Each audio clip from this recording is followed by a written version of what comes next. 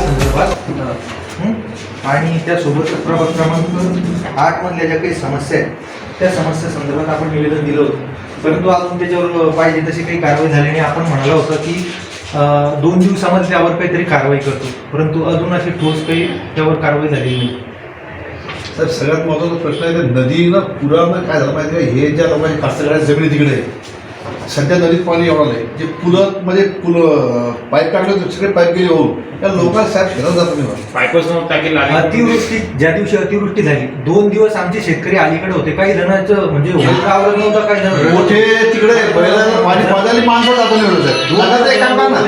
एखादा आपल्या नगरपालिका इंजिनियर असला अजून कोणी असेल ते सर्वेलाच पाठवतो, म्हणजे खरंच जुने परिस्थिती लक्षात घ्या. नाही साहेब, फक्त त्यांना फक्त आमच्या शेतात जाऊन दाखवा म्हणा, बस फक्त जाऊन दाखवलं तर आम्ही तुम्हाला काहीच म्हणणार. आता हे आम्ही शेतकरी आहेत म्हणजे गेले मी तर रस्ता नाही घ्यायला चालत सर.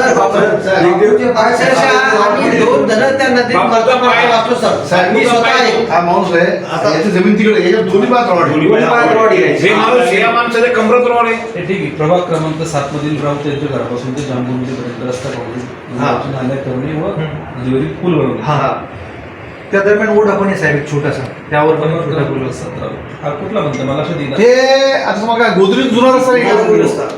आदर्श शाळेच्या पाठीमाग श्रीराम बँकेच्या जवळ आदित्य किराणाच्या बाजूने जो सरळ रस्ता जातो तो पेंढारकर यांच्या घरापासून तर राऊत यांच्या घरापर्यंत सिमेंट कॉन्क्रीटचा रस्ता झालेला आहे. तिथून पुढे पक्का रस्ता जर असता तर तो रस्ता टिकल साहेब. पूल आणि दोघं बाजून नाल्या करणे. हो सर. किती अंतर असेल ते? नाही 2 नाही 500 मीटर असलं. अर्धा किलोमीटरच्या 500-600 इंच आहे. 500-600 बरं. तुम्ही नागावच्या वरून घुमरले का पद्धतीने नाही नगर पैसे जेवढं नगरपालिकेचे हद्द 500-550 आणि 600-650 पर्यंत जास्त काय नाही. 600 जास्तीत जास्त.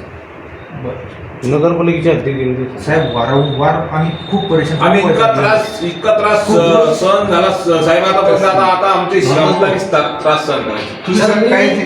तुम्ही लगेच इंजिनियर पाठवा तुम्ही आणि फक्त परिस्थिती पहा आणि तुम्हाला योग्य निर्णय घ्यायचा. नदीमध्ये फक्त वाचतो सर. मला या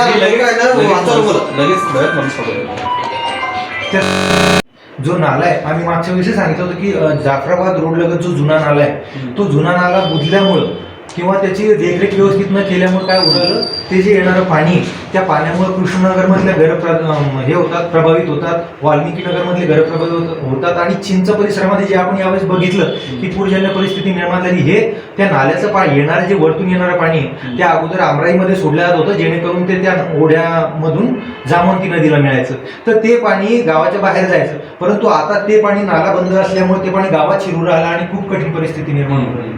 त्यासोबत त्या जो देशमाने गल्लीतला जो नाला आहे तो पक्का नाला बनवलेला आहे, पण त्याची साफसफाईच नाही साहेब. आम्ही मागच्या वेळेस सांगितलं, आताही सांगितलं, तो JCBनं पाठवावं म्हणजे साफ करावं लागतं.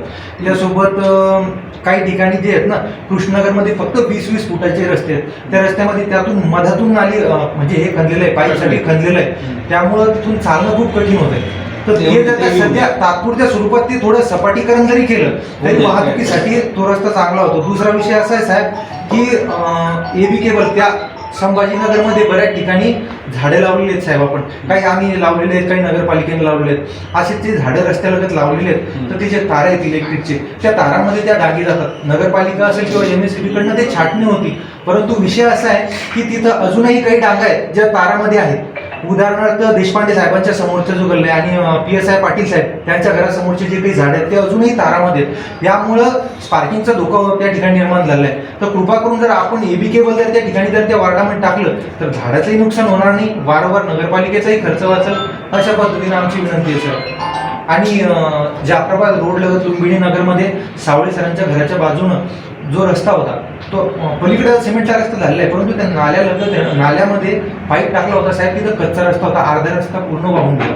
ते नागरिक आता इथं होते, जमा होते सगळे 10-12 जण, परंतु मला यायला थोडा उशीर झाल्यामुळे ते गेले. तर तिथं जर का ते खोलीकरण करताना त्या ठिकाणी आपण मोठे जर का बंबे टाकले सिमेंटचे तर त्या लोकांचाही तोत्रा दूर होईल.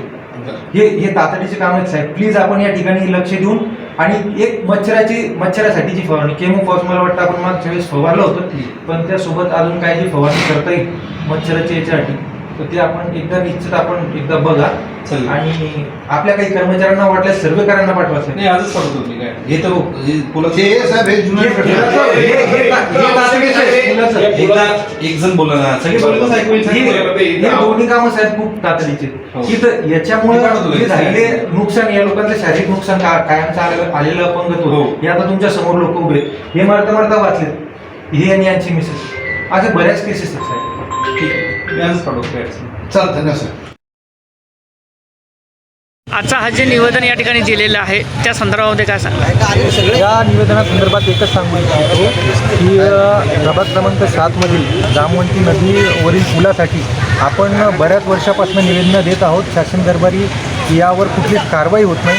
त्यामुळे आज आम्ही माननीय मुख्याधिकारी साहेब आणि तहसीलदार साहेब यांना आम्ही निवेदन द्यायला आलेलो आहोत की या वेळेस जर आमच्या निवेदनाची दखल घेतली नाही तर यापुढे आम्ही म्हणजे अन्नत्याग आंदोलन उपोषणासाठी आम्ही या ठिकाणी बसणार आहोत. या ठिकाणी खूप कठीण परिस्थिती आहे. बरेचसे शेतकऱ्यांना कायमचं अपंगत्व आलेलं आहे. कोणी मरता मरता त्या ठिकाणी वाचलेलं आहे. आणि आता नुकतीच झालेली जी काही अतिवृष्टी आहे त्या अतिवृष्टी दरम्यान 2 दिवस आमच्या शेतकऱ्यांची जनावरं हे उपाशी होते कारण शेतकऱ्यांना नदी ओलांडून पलीकडे जात येत नव्हतं. बऱ्याच ठिकाणी आमचे शेतकरी काहींना हुंका आवरत नव्हता. काही शेतकरी अक्षरशः त्या ठिकाणी रडलेत कारण आपणास माहीत आहे की शेतकरी हा आपल्या जनावरांना अतिशय मुलाप्रमाणे जीव लावतो आणि आपली मुलं जर 2 दिवस उपाशी असतील तर एका वडिलाला किती त्रास होतो हे आपणाला माहिती आहे. म्हणून आमचे शेतकरी या ठिकाणी रडलेत. ज्यांना कायमचं अपंगत्व आलं काही मरता मरता वाचली अशा घटना तर नेहमी सततच्या झालेल्या आहेत. तरी आम्ही या ठिकाणी शासनाला अतिशय नम्रपणे आणि कळकळीची विनंती करतो की तातडीने हा प्रश्न आमचा मार्गी लावावा. त्या ठिकाणी जामवंती नदीपर्यंत सिमेंट कॉन्क्रीटचा रस्ता पक्क्या नाल्यासह मध्ये असलेल्या ओढ्यावर एक पूल आणि नदीवर प्रशस्त पूल या ठिकाणी आम्हाला बनवून देण्यात यावा अशी विनंती आम्ही या ठिकाणी नगरपालिकेचे मुख्याधिकारी साहेब यांच्याकडे केलेली आहे.